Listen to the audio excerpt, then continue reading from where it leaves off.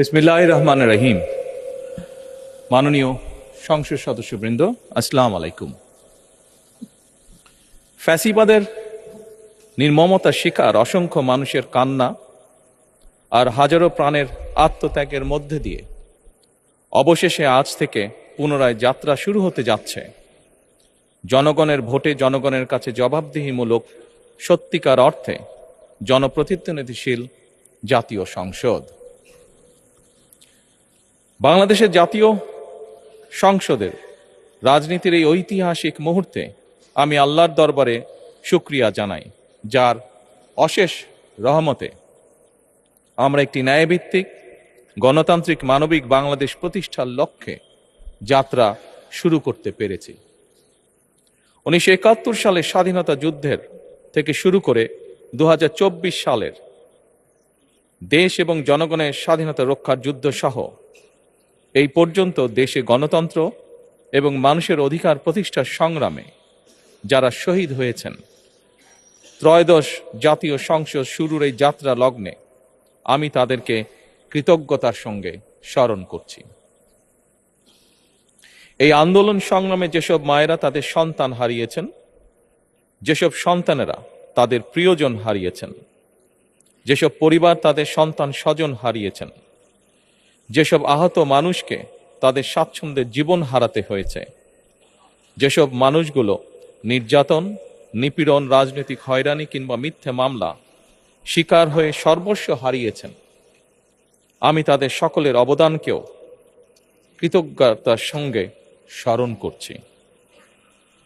দেশের ছাত্র জনতা, কৃষক, শ্রমিক, শিক্ষক, কবি, সাহিত্যিক, সাংবাদিক, চিকিৎসক, প্রকৌশলী, আইনজীবী, কামার কুমার, জেলে তাঁতি, গাড়ি চালক, ব্যবসায়ী এবং সরকারি বেসরকারি চাকরিজীবী, গৃহিণী, সারা দেশে গণতান্ত্রিক রাজনৈতিক দলের নেতা কর্মী সমর্থক তথা সর্বস্তরের সকল শ্রেণী পেশার মানুষ যাদেরকে গুম, খুন, হত্যা, নির্যাতন, নিপীড়ন, মিথ্যা হামলা মামলা কিংবা জীবন্ত মানুষের কবরস্থান তুল্য বর্বর বন্দিশালা, আয়নাঘর, কোনো কিছু দিয়েই যাদের গণতান্ত্রিক আকাঙ্ক্ষাকে রুখে দেওয়া যায়নি, যাদের সাহসী ভূমিকায় দেশে পুনরায় গণতন্ত্র ফিরে এসেছে, আমি ত্রয়োদশ জাতীয় সংসদের এই যাত্রা লগ্নে দেশের স্বাধীনতা প্রিয় গণতান্ত্রিক আমি বীর ছাত্র জনতাকে জানাই অভিনন্দন।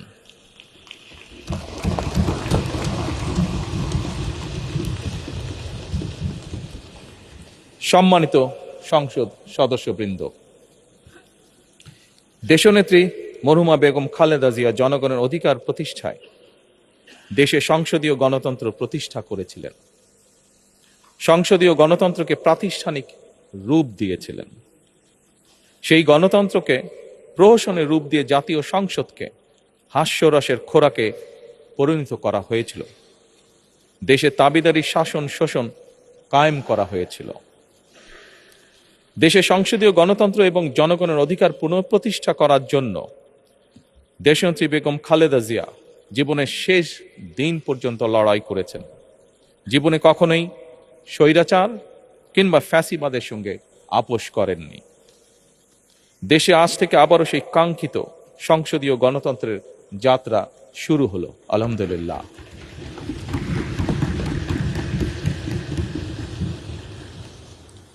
সংসদীয় রাজনীতি প্রতিষ্ঠাতা খালেদা জিয়া দেশ এবং জনগণের সাফল্যে এই শুভ মুহূর্তটি দেখে যেতে পারেননি। আজ তাই এই জাতীয় সংসদে দাঁড়িয়ে আমরা দেশ এবং জনগণের স্বার্থে আপসীর নেতৃত্ব, ব্যক্তিত্ব, স্মরণীয়, বরণীয়, অনুকরণীয় রাজনীতিবিদ মরহুমা খালেদা জিয়াকে গভীর শ্রদ্ধার সঙ্গে স্মরণ করছি।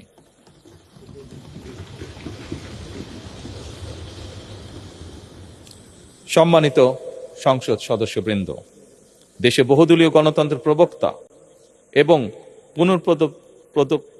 প্রবর্তক, স্বাধীনতার ঘোষক শহীদ প্রেসিডেন্ট জিয়াউর রহমানের একটি উক্তির কথা আপনাদের সামনে আমি স্মরণ করতে চাই। তিনি বলেছিলেন, জনগণই যদি রাজনৈতিক দল হয় তাহলে আমি সেই দলেরই আছি। অর্থাৎ ব্যক্তি কিংবা দলের স্বার্থ নয়, জনগণের স্বার্থই সবচাইতে বড়। এটাই বিএনপির রাজনীতি।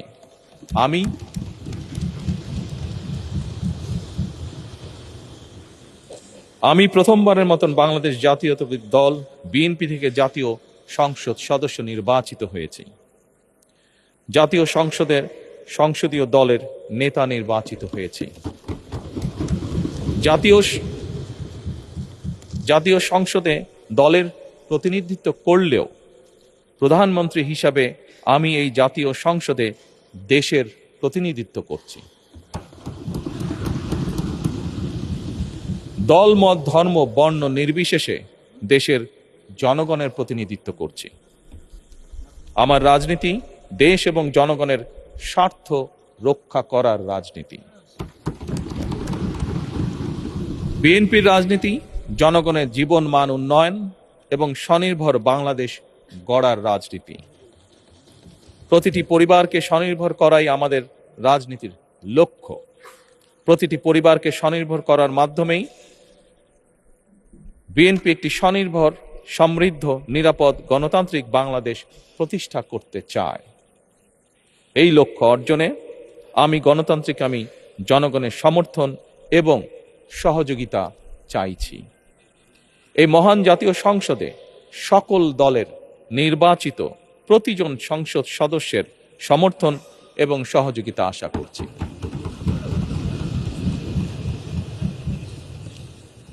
সম্মানিত সংসদ সদস্যবৃন্দ, আমি বিশ্বাস করি আমাদের দল কিংবা মত কিংবা কর্মসূচি ভিন্ন হতে পারে, কিন্তু তাবেদার মুক্ত, ফ্যাসিবাদ মুক্ত একটি স্বাধীন, সার্বভৌম, নিরাপদ, স্বনির্ভর বাংলাদেশ প্রতিষ্ঠায় আমাদের মধ্যে কোনো বিরোধ থাকতে পারে না, বিরোধ নেই।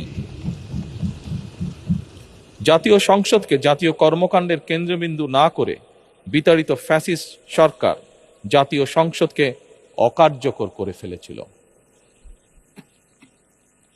আমরা এই মহান জাতীয় সংসদকে সকল যুক্তি, তর্ক আর জাতীয় সমস্যা সমাধানের কেন্দ্রবিন্দুতে পরিণত করতে চাই।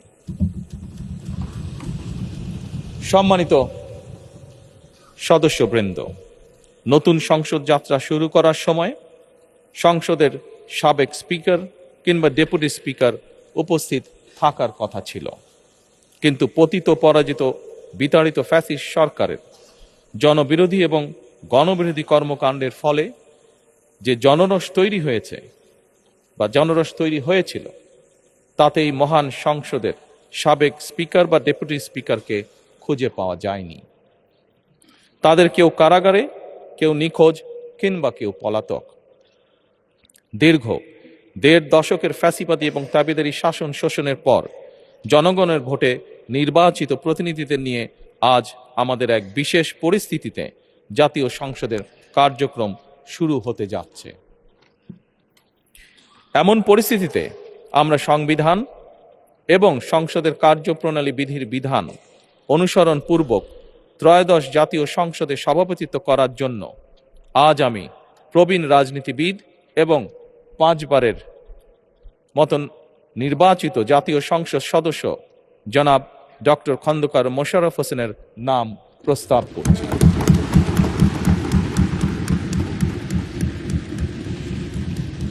সম্মানিত সংসদ সদস্যবৃন্দ, আমাদের সংসদীয় রীতিনীতির ইতিহাসে এই ধরনের পরিপ্রেক্ষিত নজিরবিহীন নয়। 1973 সালে তৎকালীন প্রধানমন্ত্রী মরহুম শেখ মুজিবুর রহমান ওই সংসদের সদস্য মাওলানা আব্দুর রশিদ তর্কবাতিসের নাম প্রস্তাব করেছিলেন এবং তার সভাপতিত্বে বাংলাদেশের প্রথম সংসদের প্রথম অধিবেশন শুরু হয়েছিল। আমি জাতীয় সংসদের সকল সম্মানিত সদস্যকে স্বাগত এবং ধন্যবাদ জানাই। আল্লাহ হাফেজ।